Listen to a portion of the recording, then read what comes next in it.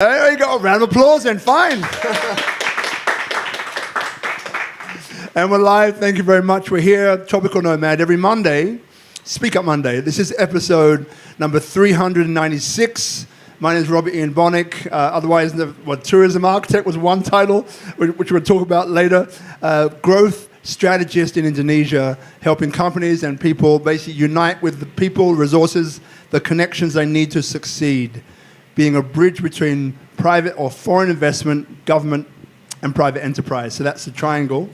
So tonight, well, actually the last 2 weeks have always been about more along the entrepreneurial line as opposed to social impact, but they connect. So my guest tonight, Michael, I think one of the first people that you met when you came to Bali. And just what we refer to is this ecosystem that we have in Bali. And for those of you, just a very quick summation, there's 4 or 5 things that are required to create a thriving ecosystem in close proximity. One is the availability of capital. We'll talk a bit about that tonight. Availability of talent, availability of projects, leadership, and friendly government support, right? So these are the 5 of the elements which are really important to create a thriving ecosystem. And the backbone of this are people like you. So Bali continues to attract, has always attracted some incredible, phenomenal people doing some really powerful things. I think the most important part of it, though, is the frequency that the people come with, right? So that of contribution being the main one. So those who, it's an amplifier, Bali, an amplifier of karma. So for those who come with that contribution mindset, who give more than they take, this is a place for you, right? So look, Michael Fox, welcome to the show. I was going to introduce you, but I think it's more fun if you introduce yourself. Please, over to you. I just want to first digress for a moment. Yeah. When I first met Robert, he's so powerful in his the way he conveys value, and he's so endearing and it connects with people. I actually had dengue fever when I met you, and the value. I didn't give it to him, by the way. No, it wasn't. But it was so. I don't remember much, but I remember how wonderful you were. And how impactful you were, and it transcended even. Don't get dengue, and if you do, go get an ozone treatment. It knocks it right out. But it was that powerful that it transcended. I was almost delirious. But the value that you conveyed, it was palpable. So. Thank you, brother. Thank you. Now look, I know you, but people here perhaps don't. Maybe they haven't read the intro. So if you could maybe give us like a minute and a half. Who is Michael Fox in terms of not the bragging, right? But tell them what you've done, because you have been extraordinarily successful. Is the way I see it. I'd love you to tell people so they kind of know who they're about to hear from. In a minute and a half. I was saying a minute and a half. You know it's going to be 3, but it's okay. All right, we go. No, I grew up in Boston, and I actually got I was always, and we can come back to this, but I was not a why person, but a why not person. Even from, when I was very, very young to even in high school, I got my first grant when I was 15 from the Navy for figuring out how the bends worked and how to prevent it, and how to mitigate it. Did another research project in physics before I even went to uni, and I went to MIT and had some. I was a troublemaker without a question, but in a constructive way. And it was always about why not, and always checking the fence and being the velociraptor, and about problem solving. I always start with a problem and work backwards. And started a consulting group that got me. I was doing work around the globe. Who knew, right? Took me to Japan and Madrid and all over the place. And then I got recruited to join Sony to launch the Vio. Didn't see a long game with that, but got it out of the gate, and we did well with it. We thought it was going to be a loss leader, but it was profitable in our first $1 billion business unit in our first year. Then I got recruited by Mitsubishi to help the president's office realign their business units. Went to work for a venture fund, a $5 billion venture fund, as an EIR, an entrepreneur in residence. Took one of their portfolio companies from 50 million to 300 million in about 5 months in valuation bump by myself, which is kind of like very different, but it really is about people. That's one of the reasons we can circle back on. Then I moved. I ended up becoming a thought leader in corporate venture. Because that to me is where systemic value is. It's not about the money, it's about the value. And we can talk about that later if you want.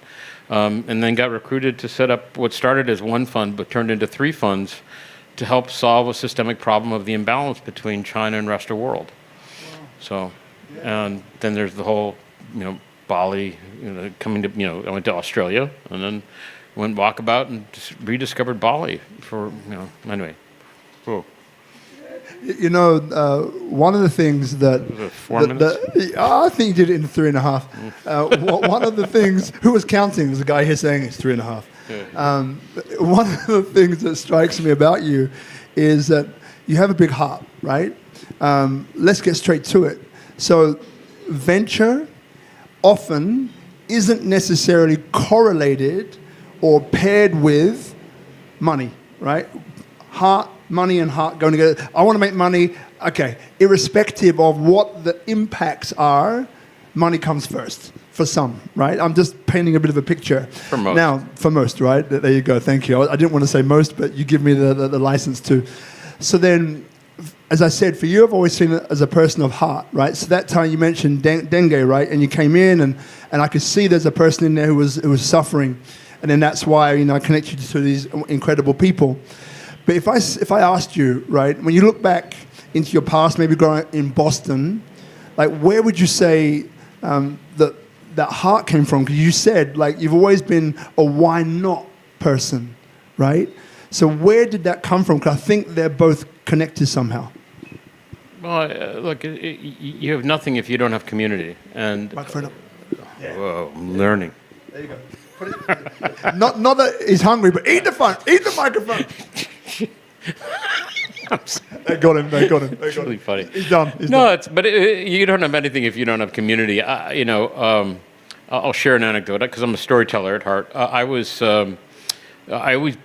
felt a need to give back to community. So I carved out 10% of my time and always to give back.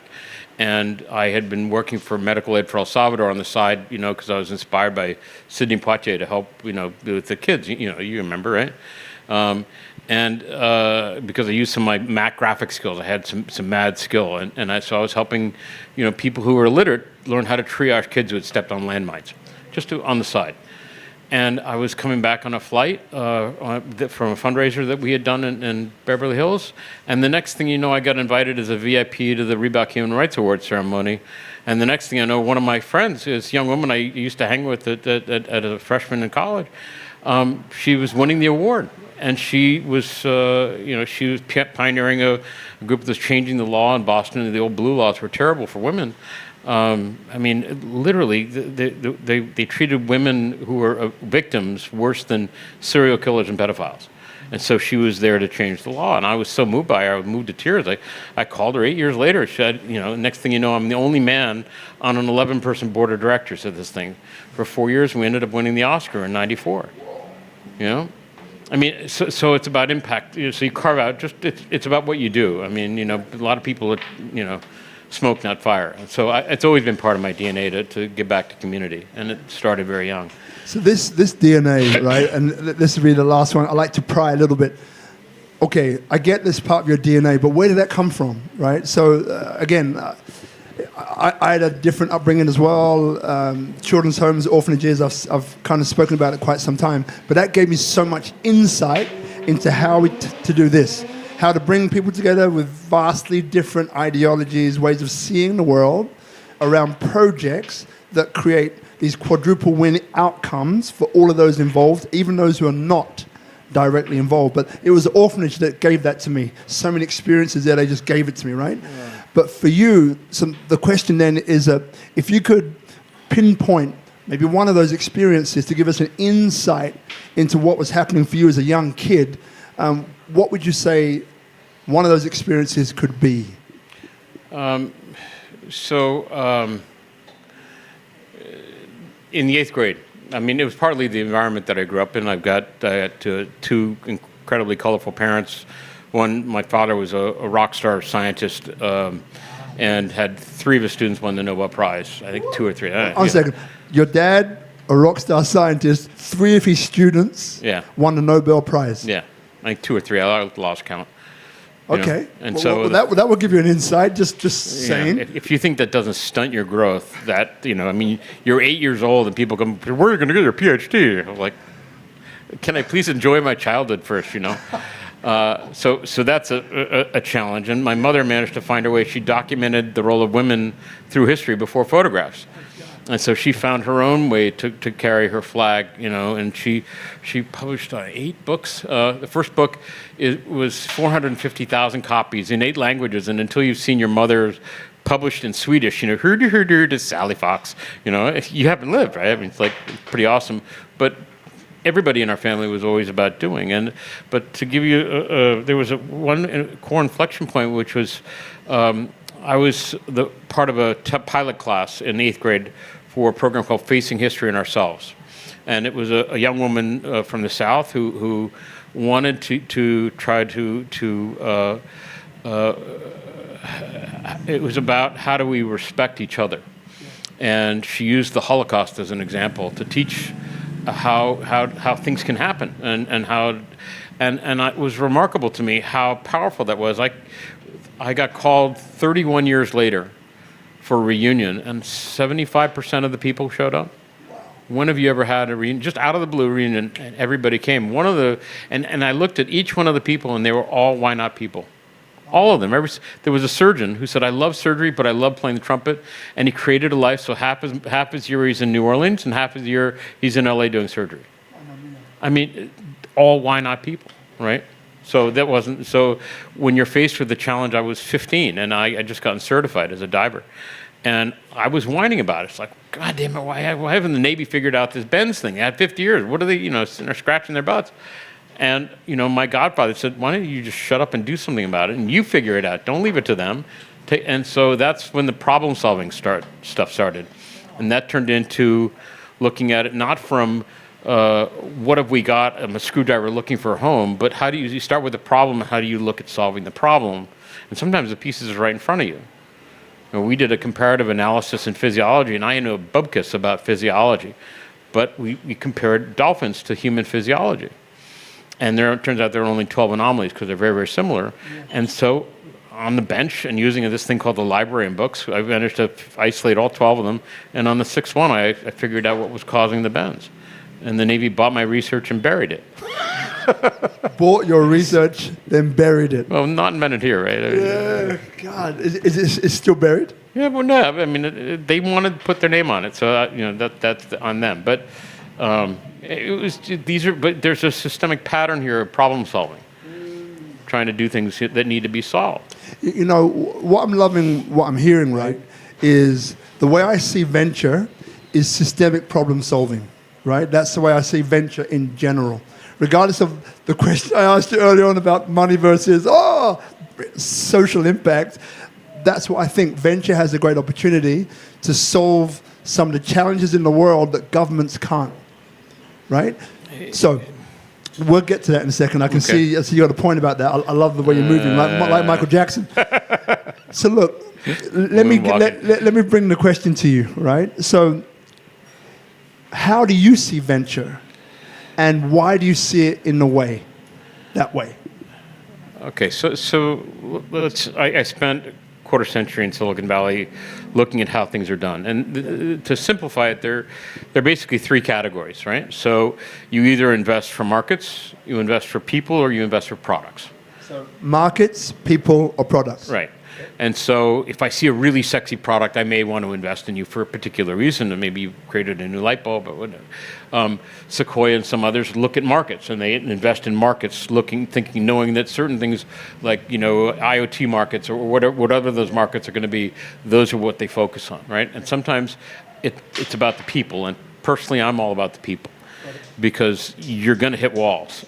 And it's those people, so for example, a typical question that a VC would ask a young entrepreneur is, you had a problem in your past. And that can be a badge of courage, that's fine. What was your experience? And if the target says, oh, it was this person's fault, it was that person's fault, you're done, right? At least as far as I'm concerned. Yeah. If you say, hit a speed bump. Had we done this, and here's what I learned from it, now you can move to the next level, right? And, a traditional venture, I learned an important lesson. It took me 25 years to figure out this, but people don't invest. They look for reasons not to. And people don't invest, they look for reasons not to invest. Yeah. So, and that was a powerful epiphany. When we started our first fund, I was on a flight from California to Iceland on the way to France, and I was looking at 6,000 companies. Literally, you just can't do it, But so I'm sitting there going through spreadsheets. They'd given me some great spreadsheets for this conference in Paris, and I'm just cutting and slicing, and all of a sudden, I realized I just basically sliced off Africa. Because there's no IP protection. And I literally was completely choked up. And I realized that there's people, there's initiatives, there's passion, there's families, and I had to dismiss them. And then I thought to myself, I said, the day I lose my humanity, the day I'm done. Now, other people may not have taken that approach, but it's at least a partial degree of self-awareness, okay? But that's the only way. When we vetted 1,200 companies in the first year, and got it down to a list of 100. And the only way you're going to get from 1,200 to 100 is look for reasons not to invest. And then you can take it seriously from 100, right? And it's an important, because maybe it's the way you have bad breath, or maybe it's the way you treat your people, or I don't like the way you treated that waiter, whatever it might be. Yeah, there may be, or he's not a very good communicator, or not a good problem solver, or whatever the reason might be. Ding, ding, and you'll never know why. Because the VC will never say no. You see, so Mohan, I'm bringing you up, fantastic, from Bangladesh, yeah? All right, so Mohan from Bangladesh is here. He's in the process of a startup, right? Slowly, right? So slowly, right? But he's doing it. He's moving forward. Well, he's doing it, right? So here's the thing. So there might be people watching now, maybe in 3 different places. 1, I'm starting a startup. I'm good to go. 2, maybe I'm early stage, so I've proven the model, but I need to get to the next place, right? Or 3 is I'm looking to invest, right, in a startup, right? So let's go like this. For each of those 3, so number 1, I'm about to start a startup. Number 2, I'm early stage, and I want to get to the next place. And then number 3, maybe I've made a lot of money. I'm an angel investor looking into a startup. What comes up for you? Maybe 1 or 2 guiding points, and it can be to the positive or the negative. For example, right? Reasons why not to invest is a great one, right? So what advice or nuggets of wisdom could you contribute for each of those 3? So once again, startup, just starting, like our brother over here, slowly. Number 2, early stage, so they've proven that the model works and they want to get to the next place.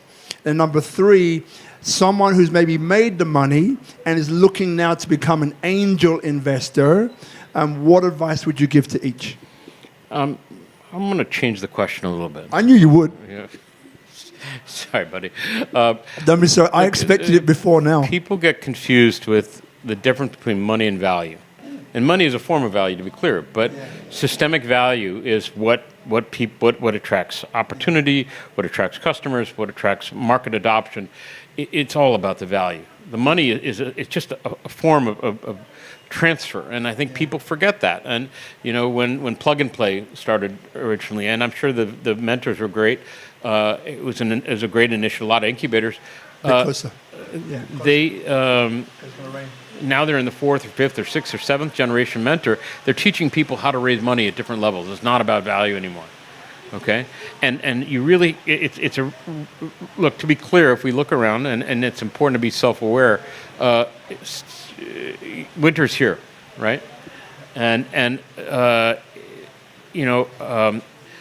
If there's a lot. This is where the best value happens from an investment standpoint, from the market adoption. If you can survive winter, it shakes out all the cobwebs. Okay, and if you look at a lot of the history of the great companies, a lot of them survived or emerged from winter.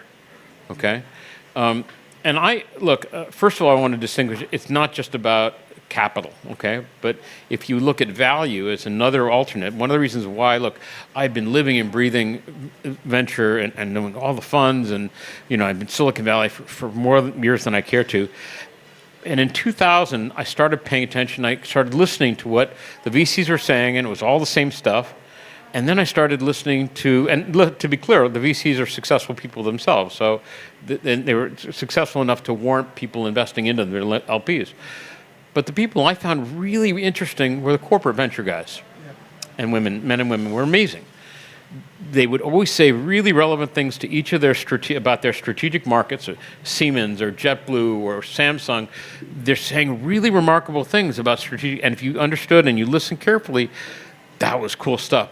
But the problem I noticed was they can't talk to each other because of the corporate. If you haven't done years in corporate, you wouldn't see this, but they have a Chinese wall. They can't talk to they're very focused, and then they stick their head back in the sand, right? But if you learn how to talk to the corporates, those are the guys where they're married to value. If they want to invest in a given company, right? It's not about the company. They're looking at business unit and market adoption. So they're a go-to-market powerhouse, okay? So if you can get their attention and on their radar, they're the best kind of friend you can have. But you have to learn how to talk to them. So I'll give you an example, okay? So congratulations, Robert. You just created a new light bulb, and it is awesome, okay? And it's fantastic. You productized.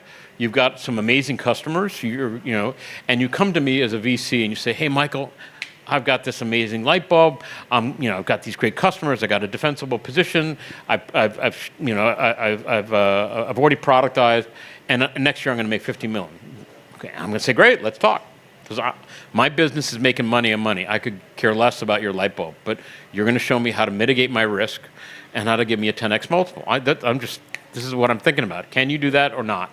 If not, next, right? I need a 10x multiple so I can make 10 investments and one of them's going to hit. Yeah. You're basically just a playing card to me, okay? Yeah. And it's high risk banking, okay? Now I'm now Philips or I'm now Sony or LG, and you say, hey Michael, I've got this great light bulb. Now if you said the same thing, I'm going to say, great Robert, why the hell should I care? But if you know how to talk to me, and you say, Michael, I've got this great light bulb, I productized, I've already got existing customers, and here's how it's going to impact this business unit at $2.4 billion and give you sustainable value and product differentiation going forward, and here's how it's going to impact your halogen light group at $1.2 billion, I'm now your new best friend, right? I haven't changed the story. The value's there, but I could care less about your 50 million. And to me, parking 2 to 4 million into your company is couch change for me. I'm looking at how do I compete against my guys. You got to learn to talk the language to your audience, right? I love that. Let me just pause you there. Grab a drink. So for those people just tuning in, maybe on Instagram Live, Facebook Live, or YouTube Live, we're here with Michael Fox, and as you know, tonight is all about venture, right? The global venture scape. And Mike's had an incredible career from MIT, 25 years in Silicon Valley. Launched Vio for Sony, helped reorganize the president's office for Mitsubishi. So again, very decorated man who's now here in Bali. So look, even though the question that you sort of answered, actually, I know you kind of moved it around, which is super cool. What you're kind of saying then is that, for example, we mentioned 3 different folks. We'll make it 2. Those starting up and those who are early stage. So with the startup guys, what you're saying is, well, for all of them is understand the difference, what is value, right? And how can you bring that to the marketplace? Monetary is part of that value, but what is the value? And then the other one, which I haven't heard before, right? Which is, the importance of knowing how to speak to your respective audience. So if it's VCs, you just outlined a really great example of, if you can view it from their perspective, then there's more of an opportunity that they're going to listen to you or entertain your idea, so long as those variables match up, right? What else would you say? I'm saving you time, because after this, Mohan's going to come and be there for half with you, for half, and they go, Michael, what about this? Michael, what about that? Michael. So what other...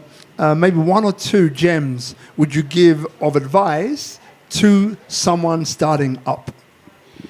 Okay, so I think that and this is just a personal philosophy, I think we've become far too reliant on outside capital, okay? And if you look at risk, okay, and it's capital and growth and value, it's all about risk. And if you look at the levels of risk and reward from a startup, if I was doing a startup, the first thing that I'm going to look at is, can I self-capitalize?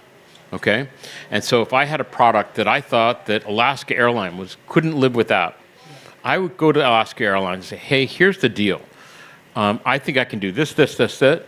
If you give me $250K up front, I'll give you 60% off for the life of the product if I can do this. And here's how we can hit certain milestones. So I give it first 100 grand on this. But if I can succeed, you can look at return on investment ad infinitum at 4 to 6 million per year. And here's how you can save it, and here's how you can mitigate your exposure. That would be the best case. So case number one is basically self-capitalizing. Okay, it's not just taking money out of your bank, but if you can get your customers to bank your idea, if you can share that value with them, where they absolutely stand to benefit, and it's not about pleasure, but about pain, okay? If you can help them mitigate pain. So it's about need, not want. Okay, not a luxury item of, I can get my Uber faster. That's not what we're talking about. We're talking about systemic problem solving. So that would be the first one. Then if there's a way to take a loan, right? If you can take a loan on if you're very confident, or even friends and family, right? Friends and family, so there's an increasing gradient, right? Then there's angel investors, then venture, then private equity, so increasing degrees of exposure.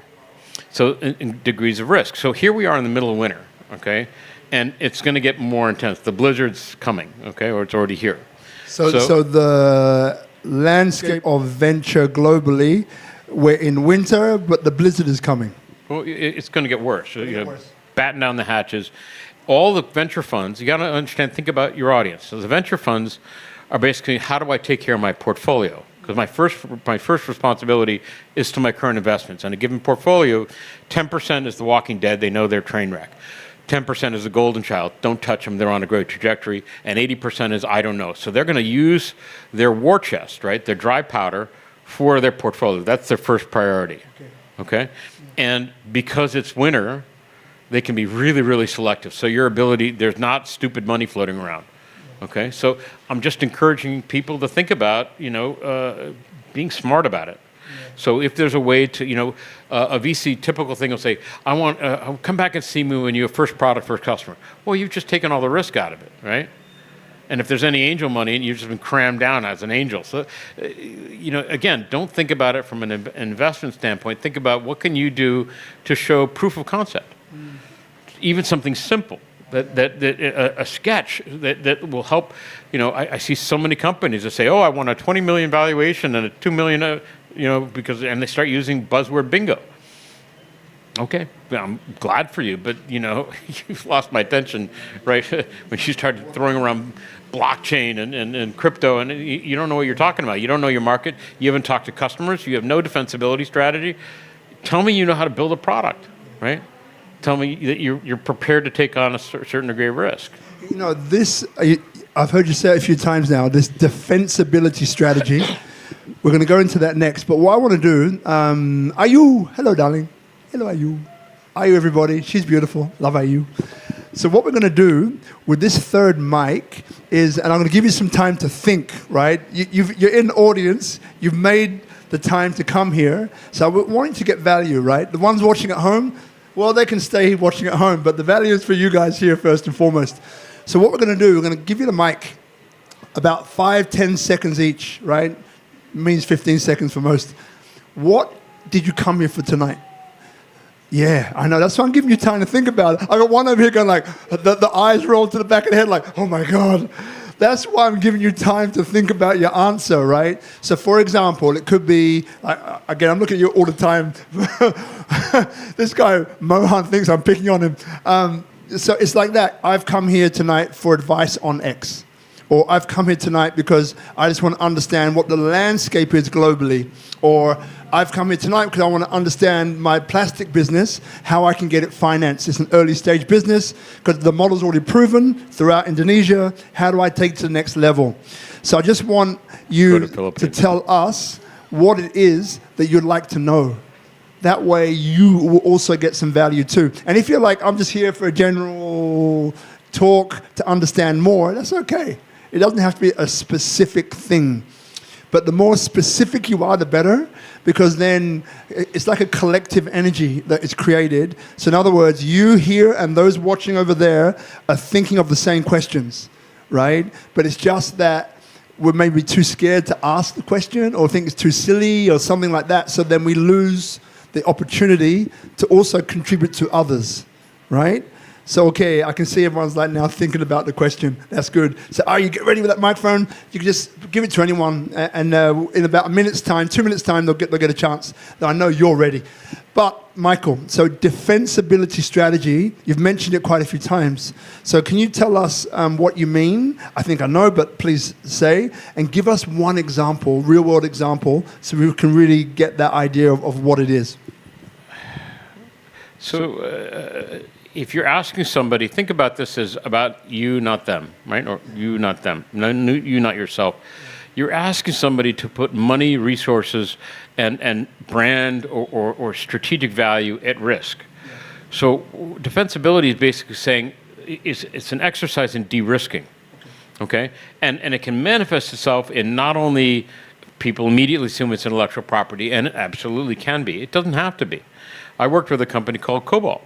And one of the things that we looked at with Cobalt is they continue their value and defensibility. Their secret sauce was amazing, lightning fast go to market. They could compile code on a Linux box and go to market like that. And every time Sun, their main competitor, at one was like this massive behemoth, it took them 90 days to basically reposition.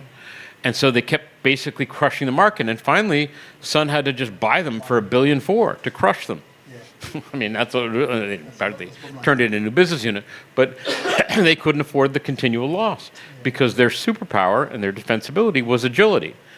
So it's not just about intellectual property, but it could be a strategic relationship with a given customer or an access to a current market. Your government relations is a unique value point to be able to know not just who to contact, but what works, what doesn't. Yeah. So that's secret sauce defensibility. It manifests in people who think about these things, and I'm always thinking about these things too much. You know, you want to look for what's the edge, you know? Yeah. And a venture fund will say, "Oh, I have access to the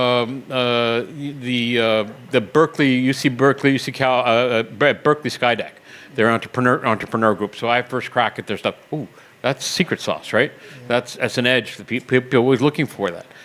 So I don't know if that answers your question. It answers beautifully. All right, microphone. All right. So because I know what you're going to say already, part of it, I'll give you longer. So feel free. Maybe take 30 seconds to a minute. What is it that you're doing? Which stage are you at? And then ask your question. I love what you're doing. Thank you so much, Robert. Camera? Michael. Well, I'm doing recycled plastic. So we are in an early stage, and we are trying to expand. So right now we are doing in Indonesia. We are trying to expand in Southeast Asia, and basically I'm here to learn how to communicate our experience and how to communicate our value proposal to investors. And just while Guzman gets the camera, if you can turn it around, let's see, how many tons a day or a week or a month are you doing? Right now we are collecting in Indonesia 2,000 to 3,000 tons of plastic per month. So 2,000 to 3,000 tons of plastic a month in Indonesia. We buy the plastic. Yeah. You buy. And from which areas of Indonesia? So we collect in Java, Sumatra, Sulawesi, Kalimantan, and Bali. Great. And so now your question, I know you phrased it before, but yeah, feel free. This is like turned into a ask Mike anything, right? Ask him anything. So if you could ask Mike a question, what would that question be? So how to communicate to the investors our value proposal? Because I have 20 years experience in recycled plastic, but no experience is communicating with stakeholders or investors. So sometimes we are trying to express our business in words that we don't know. So, are you talking about BALI specifically, or are you talking about any community? Worldwide, yeah. So one of the reasons why, first I applaud what you're trying to do, and I think it's amazing. Thank you. You know, round of applause. Can I get an amen? Yeah. Thank you so much. I think that a simple exercise is a graphic one could be very powerful in the eyes of either an investor, which I care less about, they're not going to care as much about, but a strategic partner might. And what you've done, whether by intent or by default, is you've really taken command of a very difficult supply chain. Okay, and you've managed to insert yourself successfully, mind you, to impact all the relevant stakeholders. Okay, in order to be able to achieve what you've done, it means you're talking to the Cadines, you're talking to the not the Cadine, the local communities. Yeah, Banjars. The Banjars, right? Banks, yes. You understand how to localize that value. And cultural localization is everything. Coming from as an American, I got to tell you, it's like the land of troglodytes. You ask them what this part of the world is, they call it other. Okay? I mean, and if you don't understand the difference between Cambodia and Laos and northern Thailand, southern Thailand, you know, what's going on with Malaysia and Singapore, you're done. But what you've done here in Indonesia, you're talking about 17,000 islands, 280 million people. Oh my God, you know, Sukarno had such a big, you know, he was able to unify so many different cultures. And you're able to localize, and this is, I bet you grew up with Legos, didn't you? So I am Mexican, but I came here a few years ago. And basically the landscape, I mean, the business of recycled plastic in Latin America and Southeast Asia and Africa is the same. So there's a big communities who depends on the income of collect plastic and sell it. Respectfully, I think the back end, you're absolutely right. But how it gets adopted on a community level is absolutely very different. It's different across parts of Indonesia, and it's different about, and I don't mean to be pretentious or presumptuous, but the back end is all the same. It's an engine, basically, of taking it from here to there. It's the sorting, it's the output, the customers, and so on. But the front end is very, very different. But you've been able to master, to illustrate. Now, offline, I'll show you some examples of cultural localization. And what you've done is tremendous. It's commendable. And I believe that you can use that as an illustration, say, hey, if I can do this for Indonesia that works this way, I can do this for the Philippines that works that way.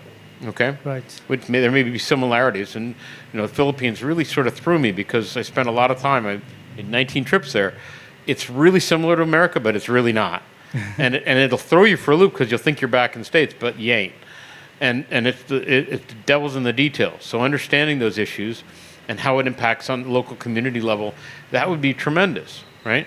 So if you're able to illustrate a graphic about here's the Indonesian pathways, other countries, especially places like the Philippines that are very similar in some respects, especially in this respect, will say, oh, we could do this, but it works this way here, right? Right. But they'll feel connected to you. You'll build an empathy bridge with them. Perfect. Now, I get a sense that your main question I don't think was answered. So one last time, hit him with that first question. So you say about the investors looking for markets, people or products, right? So those are the three forms of investment, yeah. Three forms. So we are in an industry, in the recycle industry, that we reach markets and people because it's social impact and environmental impact. Plus, as I say to FMCG's brands owners, I say if we put money in the pockets of the people, these people will buy more products. They will supply their very basic needs. So right now we're in a moment where the big companies, they understand about price but not value, and this is sometimes hard to share how to transmit. So let me make a distinction. Maybe that'll help a little bit. Okay, I was talking about capital, and that's just money on money. Okay, what I believe would be a real asset for you is actually a strategic partner that could invest. Okay, whether it's Zollner that may want to build one of your systems for you, or Siemens that may have value. There may be strategic value for them to play a role in this, where they can put money behind what they're doing, but they also bring a lot more strategic value, not just capital. Yeah. And how they fit into that system of yours, that would be very compelling. Thank you so much. Thank you, brother. We're going to pass the mic to my brother over here. So, Guzman will come on to you soon. So, yes, Ask Mike anything, right? He didn't even notice. I didn't even notice. We just go in flow. So, if you could ask Mike anything, one question, what would it be? Is this an open mic? Open mic. And look, you can describe for a little bit what, if it's a project that you've got, then just quickly, like we did here, explain what it is, and then your question. Okay. I'm just actually here to learn more about being at the pre-seed level, like getting the product started up. So we have the product; it's basically ready to go. It's a new way to invest in properties. It's a profit-sharing app, and I just wanted to know, from a VC standpoint, what are some things that you would look at if I were to bring to you like an app or something of that nature? Well, on a personal level, I'm looking at deep tech specifically focused on environmental issues. But on principle, the first thing I'm going to look for is market validation. Do you have something that I'm personally somebody who's driven by need, not want. So I'm not interested in the luxury item of a new kind of battery that's going to power my watch. I don't care about that. But I want to know, can you solve a systemic problem? And is there a customer base that will appreciate that? And the next thing I'm going to look at, is it a one-trick pony? Basically, would you be rolled over the minute, some large behemoth says, hey, that's actually kind of a nice shiny thing, and they roll over it, right? Or is it something that's actually systemic that you can sustain, right? Right, thank you.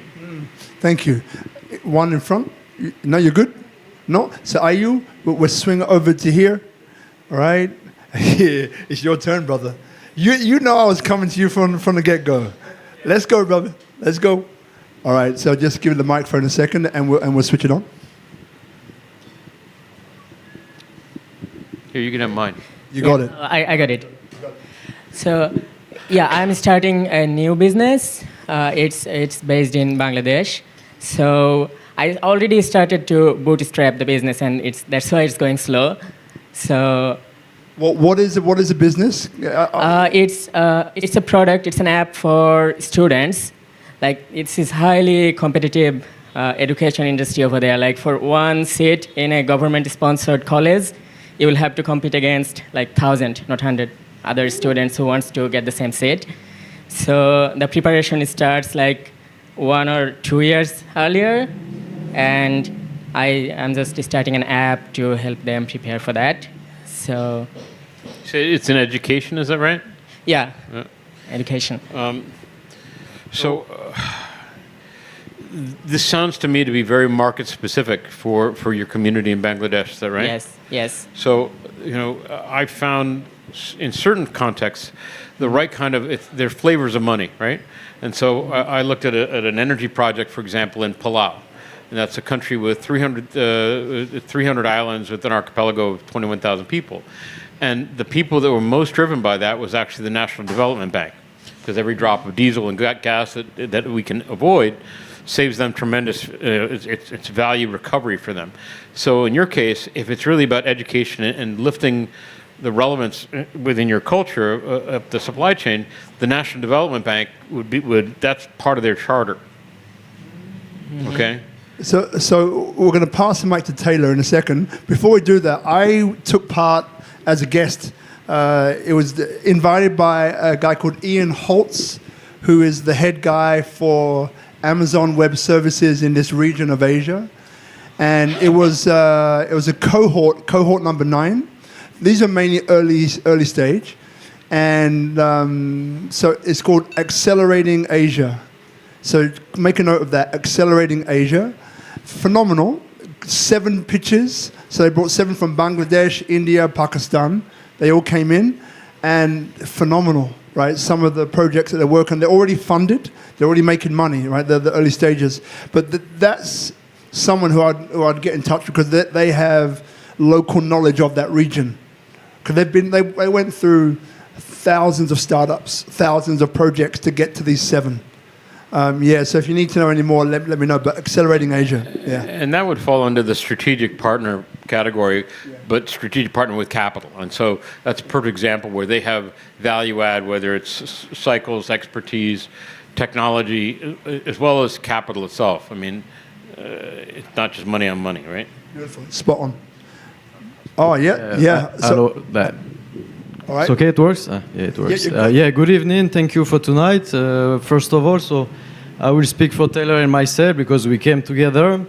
What are we doing here tonight? So we are kind of building a new startup it's a technology startup. I actually reached out to you a few days ago on LinkedIn. We had an exchange, Nicola Bochenko, I don't know if you remember on LinkedIn, Robert, to describe to you a little bit of our concept. It is a tech startup linking businesses with content creators for promotion. So it's a concept that exists all over the world, but not yet in Bali, actually in Indonesia. So it's for the Indonesian market. And so that's why we came tonight. That's what the project is about. And there was no really specific question. Where it was specifically to meet you tonight. Maybe have a conversation afterwards. But that's why we're here. All right. So let me ask you a question. Yes. What's the biggest challenge that you're facing at the moment? Well, the biggest challenge.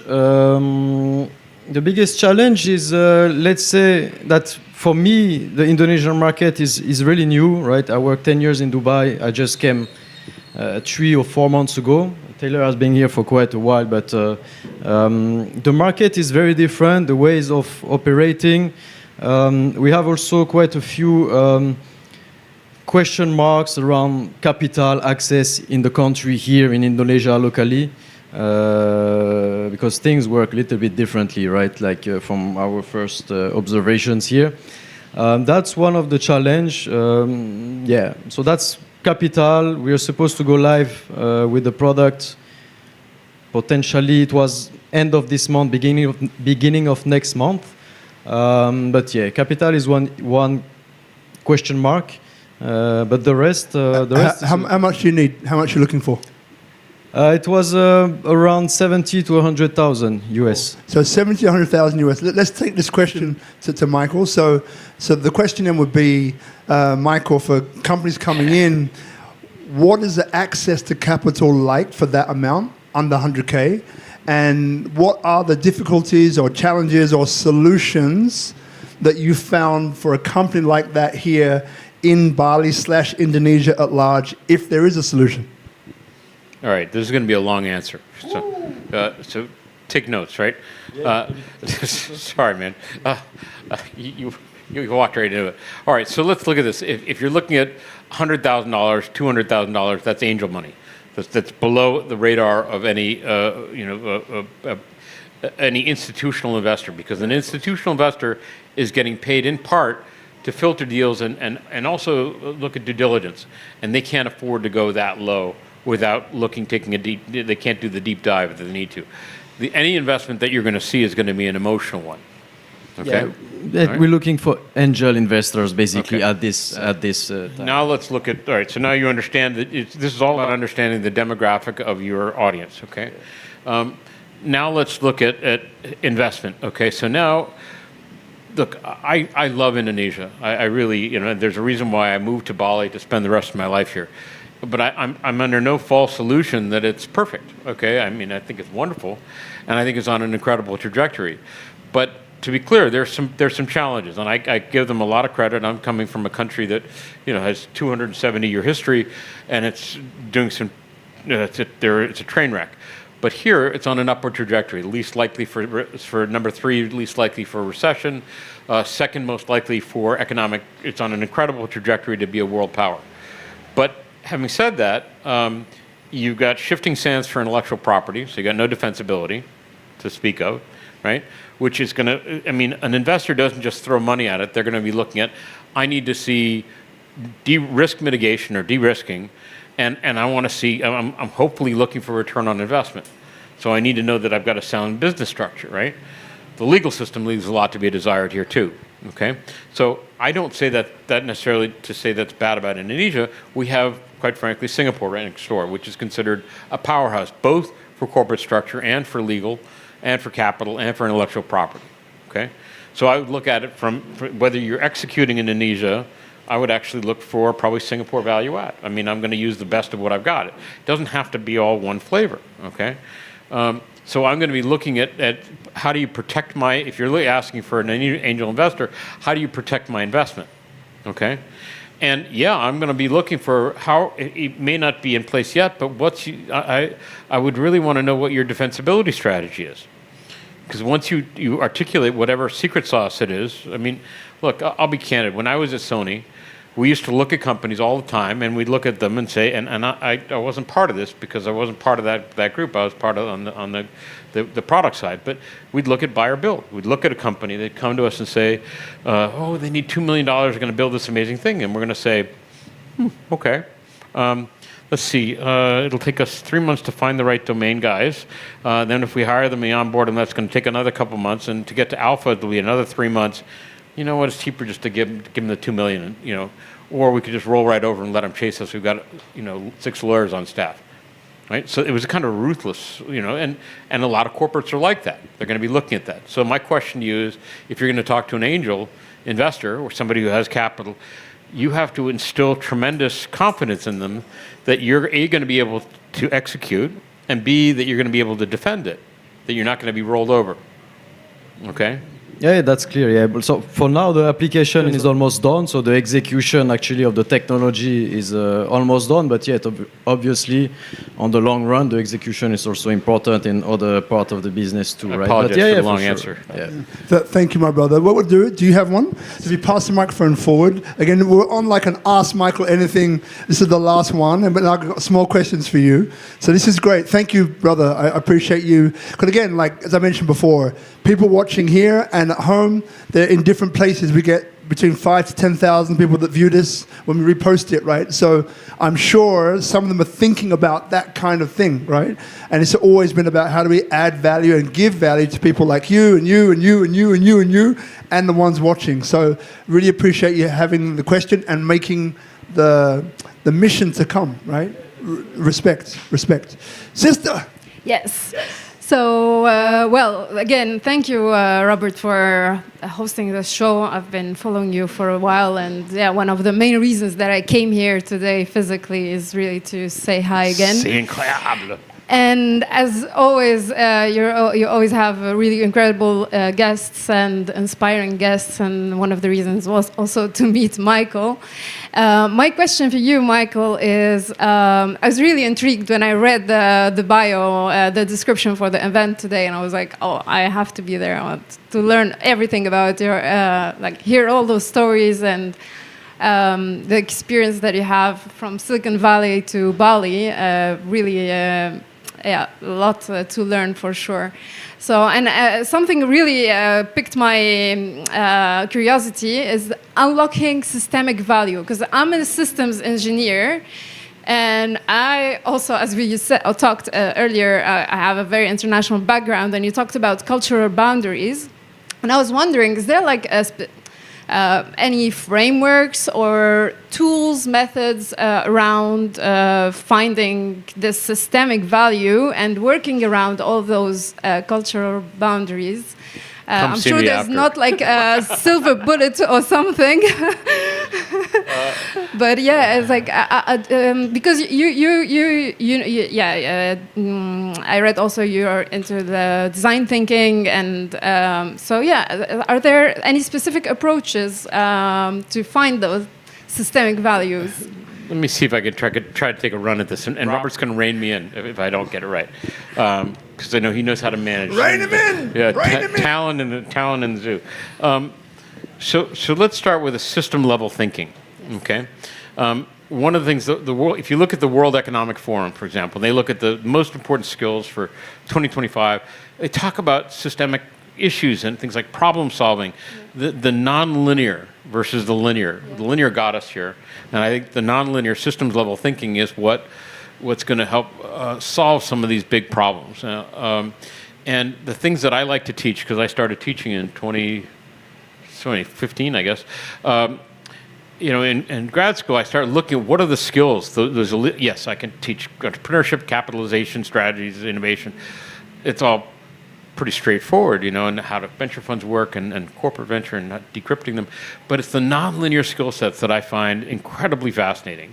Things like the cultural localization, understanding applied critical thinking, not the clinical, but relevant. I mean, I used to take to my students, I'd show, how do you teach applied critical thinking? I mean, first you got to understand critical thinking, but I would show them a video. I said this is probably one of the poorest videos I've ever seen. A video called Big Belly. Do you guys know what Big Belly is? No. So it's a solar-powered trash compactor. Okay, and like the Harvard campus would buy it and put it on. And the only thing they said in their video is, and I'm just giving you an example of how I would try to teach my students some of these things. The only thing they'd say is we save 4 out of 5 trips for our garbage collection. And I said to my students, I said, well, okay, how much do you think it costs to roll a truck? And they say, what's rolling a truck?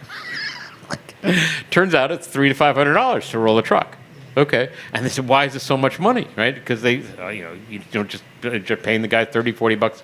No, you got 2 guys, and now you got the truck, you've got the people emptying the truck, you've got all the back end, you got the insurance, you've got it goes on and on and on. And what did they tell you? The only data point they provided was 4 out of 5. So what do you think a unit like that costs? It's got a solar collector, trash compactor. It's got a comm system which says I'm full, come empty me, right?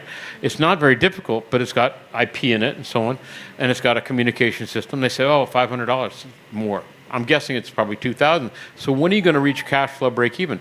And so you're starting to think about that. The person driving is not going to be the president; it's going to be the controller, because they're finding lost money. So thinking about it on a systems level, from a problem-solving standpoint, another example is I was looking at one I don't know if you guys know anything about satellite, but there's a LEO satrap for low Earth orbit that's come up with a new protocol. It's very, very elegant and very efficient, and it works with very, very little power. But the problem is, like most companies, they said, oh, here's my product. Please sell many. And it's a product, it's not a solution. Now, if you were to take, for example, the Alaska pipeline, okay? It's 800 miles of a 4-foot diameter above-ground pipe running from the wellhead to the port, okay? And I've never met any of these people, but I can tell you what that syndicate that manages that pipeline, they only care about 2 things, theft and rupture, okay? And in either case, as an engineer, pressure differential. But I got 800 miles.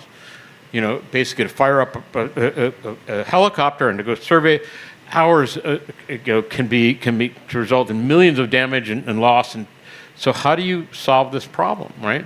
I saw one company that 25 years ago, they pioneered what's called Smart Dust, a company called Omron in Japan, right? The king of sensors.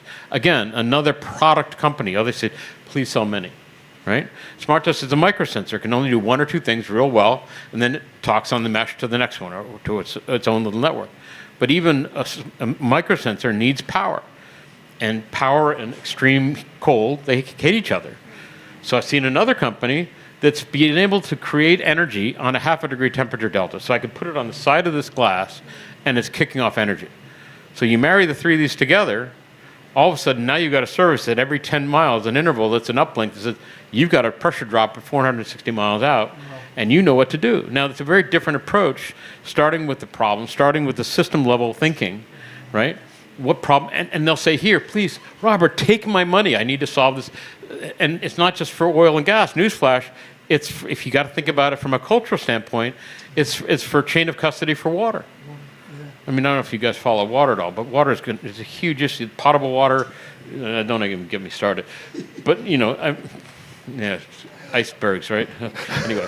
But we see there, you highlighted how important it is to find strategic partners, because if you have like a big corporate company, let's say in oil and gas, and they get pitched those different solutions, and then they can really make an ecosystem and create a solution for a problem that they know about. For what you were saying before about the plastic, it's not just about money. It's about can a partner accelerate time to market? Can they? You get the idea, right? It's about efficacy, right? So we're just moving the mic now, Daniele. If there's anything you want to ask, or you're good, you're just chilling. I have 3 questions, right? And then we're probably going to begin to close it up. So, thank you, Nadia. By the way, thank you. It's a question that creates the value, right? Okay. So it's like this. These are the 3 questions, right? Which I'll ask them individually. But one is, what are you doing in Bali? Because one of the things, again, which I appreciate about you is that this is not a judgment, which means it's totally a judgment, right? So in life, you've got two things. You're either a spectator or a participant, right? So a spectator, if I'm watching a game of football, English football, Italian football, American, nah. Though David Beckham went there, changed the whole thing. Anyway, well, in England or Italy, right? From the stage, right? As in you're in the stand watching a game of football, soccer, but it's really football. You know the rules. You know how it operates. Yet, what happens is that on the field of play, it's a different set of rules. Right? So, for example, if there's a striker, good day, Jace. If there's a striker like a Ronaldo, right, who every game scores 5 goals, minimum. And when he comes up against this one team, because Daniele is marking him, he's a defender, the guy can't seem to score a goal. It's like he scores 1 goal, maybe a game, not 5. On the field of play, Daniele is in his ear the whole time, talking about his wife, his mother, his kids, right? So he's taking him out of the game mentally, right? Which means the end result is he doesn't play well against that guy. But the rules are different. Spectator can understand the rules of the game, sort of, but the participant understands the nuances of what actually happens on the field of play. And the two can be totally different. And the difference between those two can be success, failure, losing a lot of money, a lot of time, a lot of everything, right? So when I say Michael, so he came here. I love the intro. I came here with dengue, right? And left with, no, you're good. But he's a participant, right? So the first question which I've got for you, 'cause I know some of the answers, but I love you to say, is, you know, like, what are you doing here in Bali? So what is it that you're contributing to Bali? Because I love it, but I want these guys to know. Well, one of my students, I teach. I came to Bali on walkabout from Australia. I was disappointed, frankly. I love Australia, but the decisions that are being made are following in the pathways with AUKUS as America, and I left America because I couldn't be complicit anymore. I'm a do things because of the right thing, not because I think I can get away with it. I just wouldn't be complicit. So I moved to Australia, and I found them following in the path of America. So I found that very disappointing. I went walkabout, came back to Bali. I'd been to Bali once on vacation, but I started paying attention, and it's always about the clues. And I started looking at it in a very different context. And it wasn't just about Bali, it was about Indonesia. And I went to Thailand, I went to Singapore, I went traveling, but I started picking the clues up. And in fact, I even went, so I decided to relocate here and spend the rest of my life in Bali trying to make a difference, right? And to be impactful. So the first thing I did was I went up to Bandung and I gave a lecture for ITB, which is the Institute Technology Bandung, and they asked me to be on the board of advisors for the business school. And it's about real contribution. And by the way, all the stakeholders are all women. How awesome is that, right? I mean, you just wouldn't see that in America. And all the best questions I got were from women, which I think is amazing. I got great questions. But one of the seminars I gave, one of the women asked, Michael, could you support this? Could you help us understand the supporting logic and methodology that brought you to Indonesia and Bali? And I said, look, and this is 50 exec ed Indonesians from mid to senior level, from 35 to 45. Some of them are very serious stakeholders. And I said, look, if you look at it objectively, Indonesia is the new Germany of the Southern Hemisphere for energy, and Bali is the new Switzerland. And I don't care whether you're from India or Pakistan or Saudi Arabia and Israel or China and US, nobody would refuse doing business with Bali because you're neutral. It's not about what you do, but it's about how the message that you send out. And people are non-judgmental, as you so aptly put it. And that, to me, is something that you celebrate. If you can do it here, you build that pipeline I was talking about. You do a proof of concept here where there's you do it on an atoll, without a caldera where there's no external power, and you show that it works. It becomes an opportunity for a showcase. You don't have to build a huge pipeline. You just have to show that it works. And who breathing on the planet would ever say no to come to Bali, right? It is neutral. And in many, you look around the countries out. I said, why Indonesia? Well, they stopped selling coal and nickel to China, and they said, no, we would stop treating us like a colony. We want to make our own batteries and lift ourselves on the supply chain, value chain. First high-speed rail in Southeast Asia. Moving the new capital. These are all very long game This is long game thinking. Are they making some mistakes? Sure. But it's a learning exercise. It's on the uptick. And quite frankly, I think I've learned a lot of lessons in the U.S. and in Holland. I used to teach in Holland, and in Spain and other countries. There are things that we can learn and leverage here. So can we leverage those battle scars? Love that. And then number 2. So there are people here either living in Bali or those outside, because it's called SpeakuP Monday. Destination Indonesia. So it is like a shameless, effortless to say, hey, this is what's going on in Bali, right? There's 400 episodes, but look, because this is all about participants in Bali, not spectators, right? So when they're speaking, it's from what's actually happening, not what I imagine will work, right? So the second question is, in whichever order this comes, like if someone is out there looking, maybe they're former MIT, maybe they're former Harvard, maybe they're not any of those, right? Who? What was the other one? It was MIT. What was the other one? Former Harvard. Who? What? Oh, that's Snap. Another story for another day. But may not even be connected to those 2 illustrious places. Just someone who's saying, you know what, I'm burnt out. I just want to go. Or you know what, I don't want to live in the US, UK, wherever, Europe anymore. I think I want to go and live there, right, in Bali. So you've had an interesting journey. We all have, but it's about you today. So if there was maybe 1 or 2 nuggets of advice, someone who wants to move here and they're professionally minded, they come with a background or body of experience and knowledge, what would you say, maybe a couple of the most important either mental mindset shifts or heart set shifts that they would need to make to come and really kind of integrate and work together here with Indonesians? Look, I'd say this about any country, whether it's moving to Australia or here.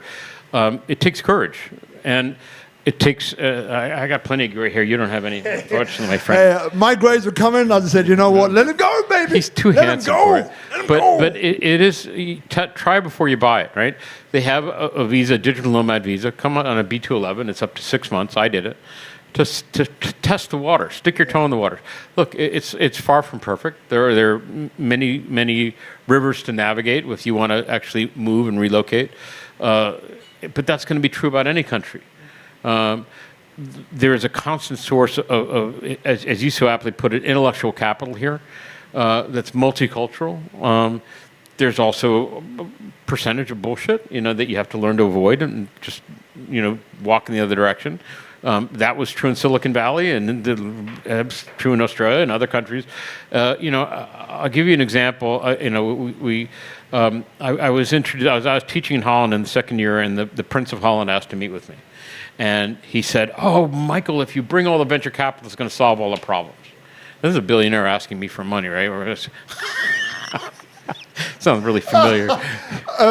A billionaire asking you for money. It's okay. I said, look, he's looking at the problem wrong, and I think that the fundamental ingredients are absolutely here. He was looking at it from just throwing money at it solves the problem, and money will never just solve the problem. And I explained to him, I said, you have a systemic problem here. I mean, first of all, the VCs, the traditional institutional capital, they follow the money. They follow the value. So you have to create the value. And I went out and did my homework. I talked to 4 entrepreneurs, and I asked them, if I wanted to hire you, what would it take? He goes, what's my pension look like? All 4 of them said that. I said, you've got a system-level problem here, because without risk, there's no reward. So you need to solve that problem first. And if you can solve it, you also looked at they're going to look at what's easy for them. I'll invest in California. Why would I want to come all the way to, but I guess to answer your question, there's tremendous value here to be harnessed. It's not like a generic Silicon Valley. There's some unique value. There's a tremendous, there's profound even level of consciousness and sensitivity over environmental issues. If you want to launch something that's environmentally sensitive, this is the place to do it. right? So what is it that any given culture, whether it's Bali or Indonesia, I mean, I couldn't do what I want to do in Bandung or in Java, but I could do it in Bali. Yeah. So you got to look at it from a very neutral standpoint. What is it? What unique value does any location have that you think can really catalyze, or are you just going to drift through? I mean, is the value? You know, these are questions you have to ask yourself. But be cautious. That's all. Love that. You know, and you know, the final question is probably the one question that everyone's been waiting for. Maybe not. So let's talk like this. So tonight, you know, we've spoken a lot, you know, a little bit about you, which I'm happy about, because I learned, and that's the whole point, right? We don't script any of this. We talk. It's an in-flow conversation. And I love that, because out of it comes things that you wouldn't expect or you don't practice, and it's natural, right? So we learned about you personally, which has been great. We've learned about, you know, what your appetite is, right? And through that, kind of learned a bit about your experience and why you're drawn here, what the opportunities are here. The last question then is one of looking at the globe as a whole, right? And we've touched upon this, but we haven't really named it, right? So from your perspective as a global venture brain, right, or someone who's able to see what's happening globally within the whole venture sphere, let's call it that, what do you see is happening in the world right now, and over the next mirable, right, over the next 5 years, 10 years or so, whichever you're comfortable to kind of talk about, where do you think the world is going? And then bring in why you think here is a really good place to be. Oh man, you kicked the hornet's nest. Of course, last question, the best question, come on. Breathe. Okay, so back in the early days, I used to be a defense contractor. Oh, see, I didn't know this, by the way. Defense contractor. I should have started with that. If you don't have situational awareness, do you guys know what situational awareness is? Explain it. Do you guys watch Jason Bourne? I used to use these videos to help share with my students. You know, when he first loses memory and he's up at altitude with the young woman from Germany, and he's like, "I see everything." She goes, "I see everything too." So you don't see what I see. I can tell you every license plate in the parking lot. I can tell you who's packing. I can run for a half hour before my hand starts to shake. You know, he's paying attention. And I've had the pleasure of working with the elites 6 times: Green Beret, Special Force, SAS. Green Berets, and it's after they've been in service, in business, and they're always calm under fire, but they're always tracking like this. They're always paying attention. Now I'm a non-linear wackadoodle, so I have a different approach to that.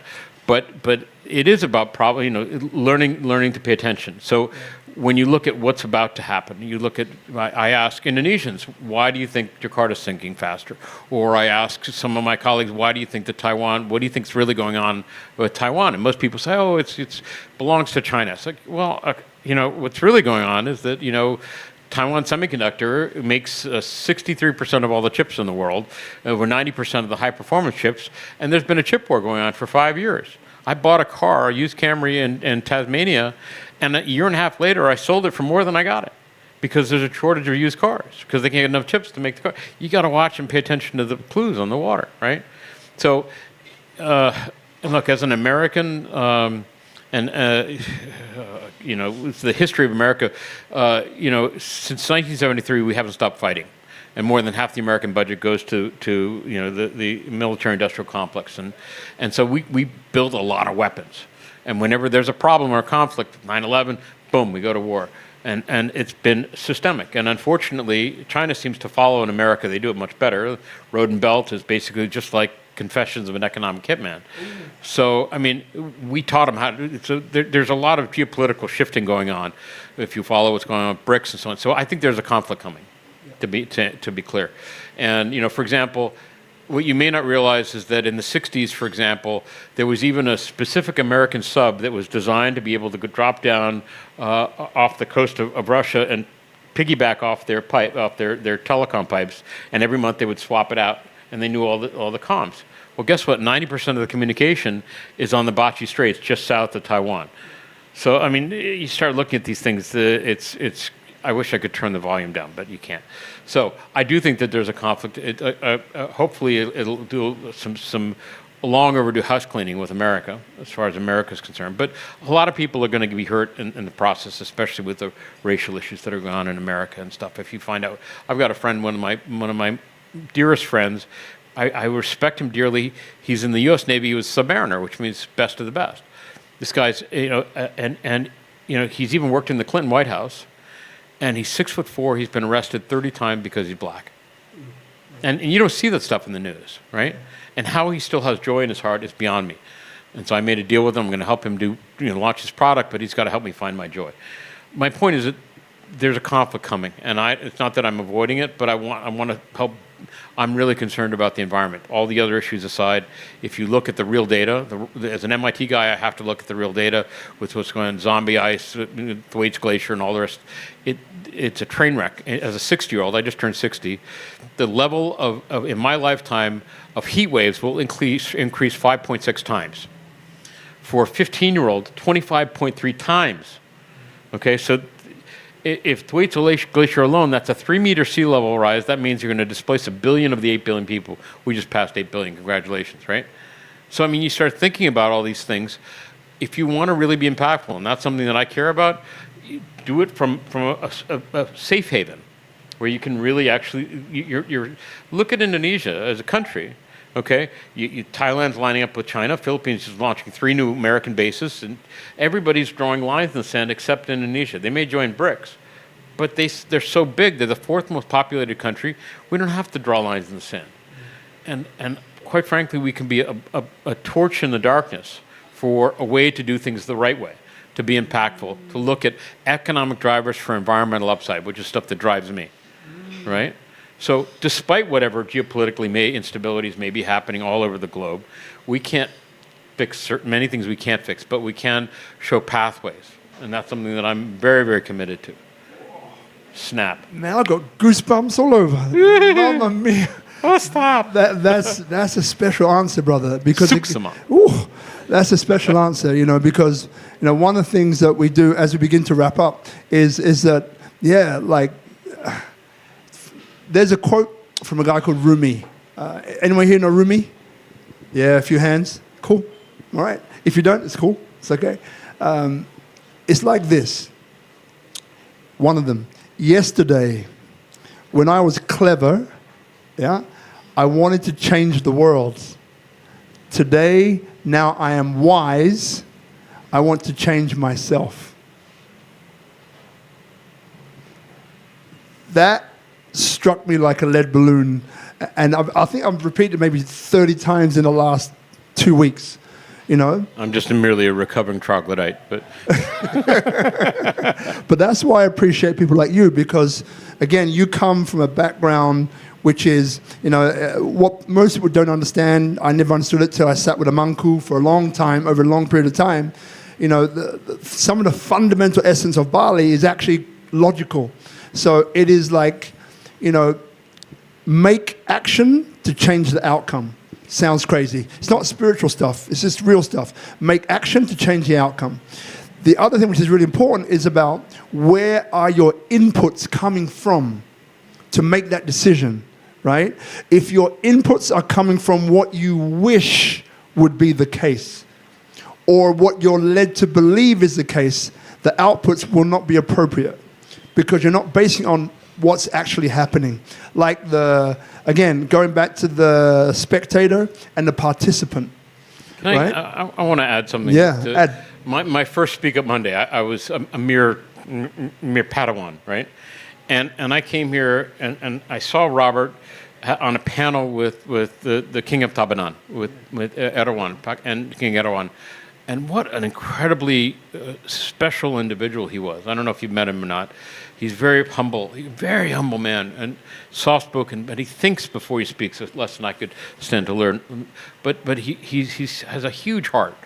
And I'm listening very carefully to what he's saying. And at one point he was asked, and I'm sitting right over there, and he says, somebody asked him, what's the secret to because his culture has been 500 years, I think he said his palace is 500 years old. 350. Yeah. See, yeah. And I got an invitation. It was so awesome. I got them Bali dancers, and it was great. But he said, what was the secret? And he goes, humility. And I couldn't sit on. You know how shy I am. You get to know, and I couldn't. I said respectfully, Erwan, I have to say that I've been blessed. I've been lucky to travel and see so many cultures, and I've never seen anything like what I've seen here in Bali. To be able to thread the needle, to navigate between, colonization and conflict, to unification, and so many different challenges. It's not just humility; it takes strength and it takes courage, and conviction, and compassion. And I swear, everyone stood a little taller, and it was a beautiful. I got to know him, and what an incredible individual. I just went to his home the other day, and it was just what a incredible. But that's part of what's resonating for me, and it's not just me. My brother was just here 3 weeks ago and had a chance to meet Robert, and he said something's changed. He went back to Kentucky. He said, "I want to move to Bali." Something's changed with him. 2.5 weeks. And he's already starting to relax and he's calmer. There's something, Trihata Karana, whatever, I don't know, whatever it is. Yeah, Trihata Karana. Yeah, thank you. See, I'm just a wannabe, right? But I learned, yeah. See, good teacher. So much to learn. Everyone, Michael Fox, thank you very much indeed. Suksama. Thank you, Tropical Nomad. We'll see you next week.